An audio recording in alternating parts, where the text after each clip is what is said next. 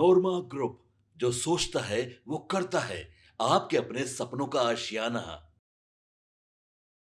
बिहार में सत्ता हस्तांतरण और देश में हुए वर्तमान विधानसभा के चुनाव को लेकर के कई तरह की बातें सामने आ रही हैं।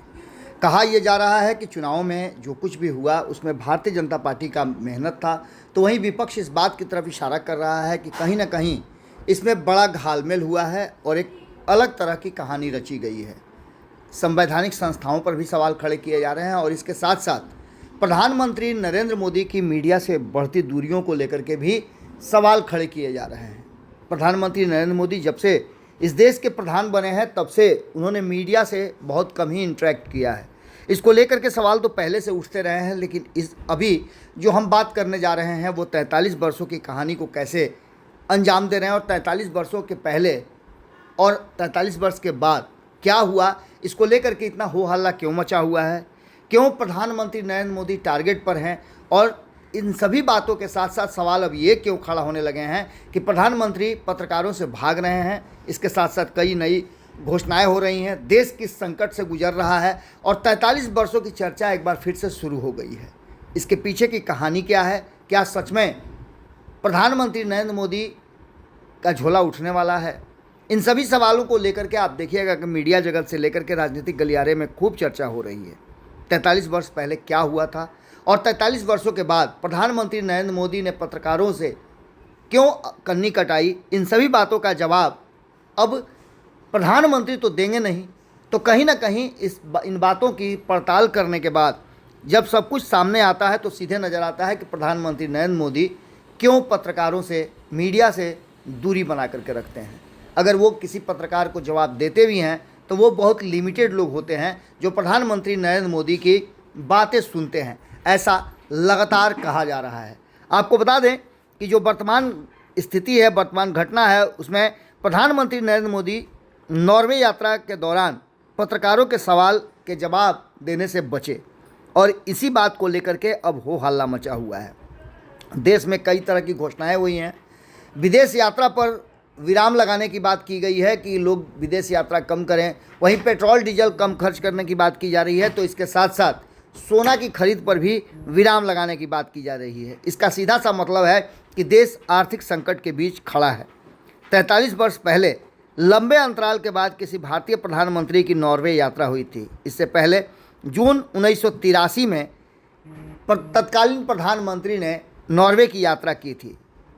इसके साथ साथ आपको बता दें कि नॉर्वे की राजधानी ओस्लो में जब पीएम मोदी और उनके नॉर्वेजियन समकक्ष जोनास गहर स्टोर द्विपक्षीय वार्ता के बाद संयुक्त प्रेस वक्तव्य, ज्वाइंट प्रेस कॉन्फ्रेंस स्टेटमेंट की बात की जा रही थी। उस बीच में आपको बता दें कि वहां मौजूद नॉर्वे के स्थानीय अखबार डॉग साविनेस की महिला पत्रकार हेले लिंग ने एक तीखा सवाल पूछ दिया। उनका सवाल था कि प्रधानमंत्री मोदी, आप दुनिया की सबसे आज़ाद प्रेस से कुछ सवाल क्यों नहीं लेते?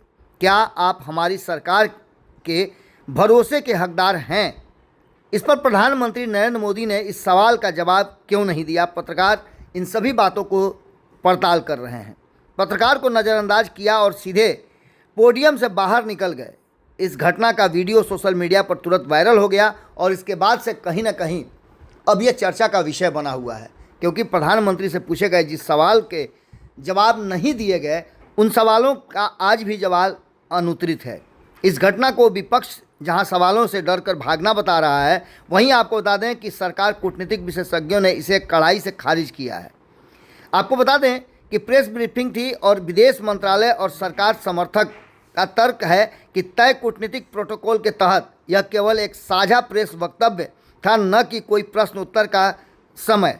पीएम मोदी आमतौर पर विदेशी दौरों पर द्विपक्षीय बयानों के बाद सीधे सवाल जवाब नहीं करते हैं। ये तो देश में भी देखा गया है कि प्रधानमंत्री पत्रकारों के सवाल का जवाब नहीं देते हैं और जो कहना होता है वो कह करके वो निकल जाते हैं। इसके साथ साथ आपको बता दें कि इस पूरे मामले को लेकर के विदेश मंत्रालय की ब्रीफिंग में जब हेले लिंग ने भारत के मानवाधिकारों और प्रेस स्वतंत्रता को लेकर के दोबारा सवाल किया, तो भारतीय राजनयिक सीबी जॉर्ज ने भारत का पुरजोर बचाव किया। उन्होंने कहा कि भारत 5000 साल पुरानी सभ्यता और एक जीवंत लोकतंत्र है जहां हर नागरिक के पास कोर्ट जाने का अधिकार है और दिल्ली अकेले 200 से अधिक टीवी चैनल हैं। उन्होंने यह भी कहा कि बाहर के लोगों को भारत के विशाल पैमाने की समझ नहीं है। इसके साथ साथ अब ये चर्चा पूरे जोर शोर से हो गई है और देश की वर्तमान स्थिति पर भी कहीं ना कहीं पड़ताल शुरू हो गई है। पत्रकार हेले लिंगे ने अपनी बात के समर्थन में विश्व प्रेस स्वतंत्रता सूचकांक का हवाला दिया है और उन्होंने कहा है कि आप इंडेक्स उठा करके देख लीजिए, नॉर्वे इस सूचकांक में लगातार पहले नंबर पर काबिज है, जिसे दुनिया की सबसे स्वतंत्र मीडिया माना जाता है। भारत इस रैंकिंग में 197वें स्थान पर है और इसी अंतर को रेखांकित करते हुए पत्रकार ने कहा कि सहयोग करने वाली ताकतों का और कहीं ना कहीं पत्रकारों की स्वतंत्रता पर भारत में अंकुश लगाया हुआ है। 43 वर्ष पूर्व बिल्कुल ऐसी ही बातें हुई थी। इस घटना के बाद अब चर्चा हो रही है कि 43 वर्ष पूर्व पुराने इतिहास को खंगाला जा रहा है और कहा जा रहा है कि 43 वर्ष पूर्व इंदिरा गांधी बनाम नरेंद्र मोदी की चर्चा शुरू हो गई है। इंदिरा गांधी भी नॉर्वे यात्रा पर गई थी और वहां उन्होंने सवालों के जवाब भी दिए थे और बैठक भी हुई थी। यात्रा का मुख्य संदर्भ ये था कि गुटनिरपेक्ष आंदोलन की अध्यक्षता और शीत युद्ध के दौर की कूटनीति पर चर्चा होगी। इसके साथ साथ आपको बता दें कि तीसरा भारत जो है वो नॉर्डिक शिखर सम्मेलन और ग्रीन एनर्जी निवेश पर चर्चा करने की थी। इसके साथ साथ आपको बता दें कि इंदिरा गांधी ने ओस्लो में अंतर्राष्ट्रीय पत्रकारों के तीखे और खुले सवालों को सीधे सामना किया था। पूर्व निर्धारित प्रोटोकॉल के तहत बिना किसी सवाल जवाब के केवल प्रेस वक्तव्य प्रधानमंत्री नरेंद्र मोदी ने दिया है।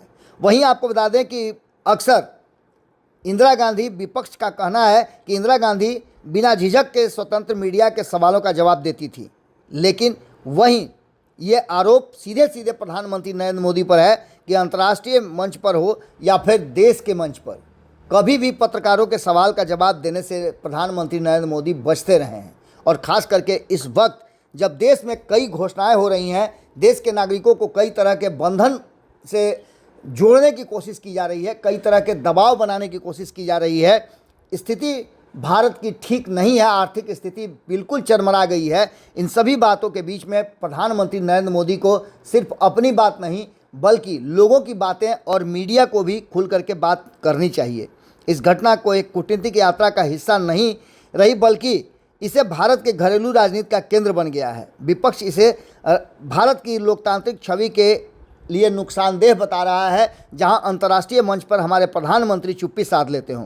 विदेशी मीडिया जानबूझकर के अंतर्राष्ट्रीय मंच पर भारत की बदनामी कर रही है, ये कहना है सत्ता पक्ष के लोगों का। यानी सत्ता और विपक्ष के बीच में इस यात्रा को लेकर के कहीं ना कहीं विवाद छिड़ गया है और इसके साथ साथ ये सवाल भी अब किए जाने लगे हैं कि क्या सच में भारत में स्थिति अच्छी नहीं है?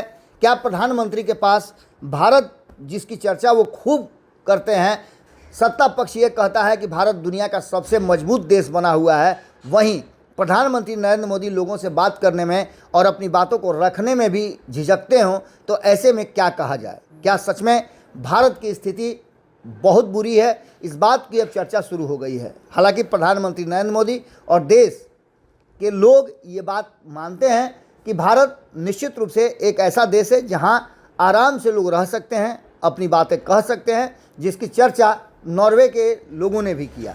लेकिन कहीं ना कहीं पत्रकारों के सवाल से झिझकना, उनका जवाब नहीं देना सवाल के घेरे में तो ज़रूर है। भारत में पत्रकारों की जो स्थिति है, यहाँ स्वतंत्र मीडिया का जो हालात है वो भी आपने देखा कि जहाँ नॉर्वे नंबर 1 पे है, वहाँ भारत 197 नंबर पर है। ऐसे में प्रधानमंत्री की चुप्पी क्या कहती है? सवाल आपके सामने है। अगर इसके आपके पास कुछ समझ है, आप कुछ बताना चाहते हैं, तो कमेंट बॉक्स में अपनी राय ज़रूर दीजिएगा। क्योंकि एक तरफ आज इंदिरा गांधी की चर्चा होने लगी है, जो खुल करके अपनी बातों को मीडिया के सामने रखती थी और मीडिया के तीखे सवालों का जवाब देती थी। वहीं हमारे प्रधानमंत्री नरेंद्र मोदी पर यह आरोप लग रहा है, विपक्ष बार बार आरोप लगा रहा है कि वो पत्रकारों के सवाल का जवाब नहीं देते हैं और मीडिया से दूरी बना करके रखते हैं। इसके पीछे का कारण क्या है? ये कोई पहली बार नहीं हुआ है, बल्कि 2014 से जब प्रधानमंत्री नरेंद्र मोदी आए हैं तो मीडिया को संबोधित करते हैं, प्रेस को संबोधित करते हैं, लेकिन प्रेस के सवालों का जवाब वो नहीं देते हैं। ये कोई पहली बार नहीं हुआ है। आप क्या सोचते हैं कमेंट बॉक्स में जरूर लिखिएगा। बहुत बहुत धन्यवाद। नमस्कार। आपके सपनों को हमने सजाया है, ई होम्स पैनोरामा को हमने बनाया है। ई होम्स मेरा एक सपना था जिस पे मैं पिछले 4 साल से काम कर रहा था। हमने जो बनाया है वो सबने है माना। ई होम्स पैनोरामा में हो आपका भी आशियाना।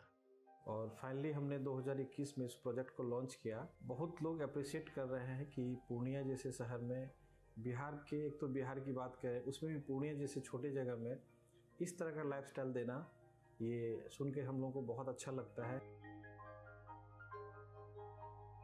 ई होम्स में हमने कुछ और भी किया है, जैसे हम जिस जगह में रह रहे हैं हमारे फैमिली सिक्योर हो, उनको सिक्योरिटी का ध्यान में रखा है। आपकी सुविधा और सुरक्षा आपके लिए खास है, ये आपका विश्वास है। इसमें आर्टिफिशियल इंटेलिजेंस का 7 लेयर सिक्योरिटी का हमने इस्तेमाल किया है। लस ग्रीन कैंपस को बनाया है। यदि हमारा बाउंड्री वाल है तो वो वर्टिकल गार्डन है। ये जितनी भी फैसिलिटी होता है एक इंटरनेशनल टाउनशिप में ई होम्स है, ये हम लोग विश्वास नहीं कर पा रहे हैं। जो भी हमारे मित्र, दोस्त या जो भी हमारे बाहर के बाहर आते हैं तो हम लोगों को बहुत अच्छा सुनने को मिलता है और बहुत अच्छा क्रेडिट मिल रहा है। वो सारा हमने सिर्फ एक बिल्डिंग नहीं बनाया, हमें एक बहुत अच्छा लाइफस्टाइल दिया ई होम्स में, और मेरा एक सपना था जिसको मैं आज फुलफिल होते हुए देख रहा हूँ। ये आपका आवास है। ई होम्स पैनोरामा में अब आपका निवास है। E Homes Panorama, luxurious lifestyle redefined. Panorama Group, जो सोचता है वो करता है। अगर ये वीडियो पसंद आई और वह बिहार के राजनीति और बिहारियत से सरोकार रखेनी तो सब्सक्राइब बटन दबा के चैनल के सब्सक्राइब कर ली। ओजे एगो घंटी बा, ओकरा बटन दबा देला से कुल सटीक और मारक खबर रुआ मुफ्त में मिल जाई। अगर रुआ पत्रकारिता के हमनी के नया प्रयोग में सहयोग कर चाहतानी तो ज्वाइन बटन दबा दी। पेटीएम नंबर नोट कर ली 9386816700।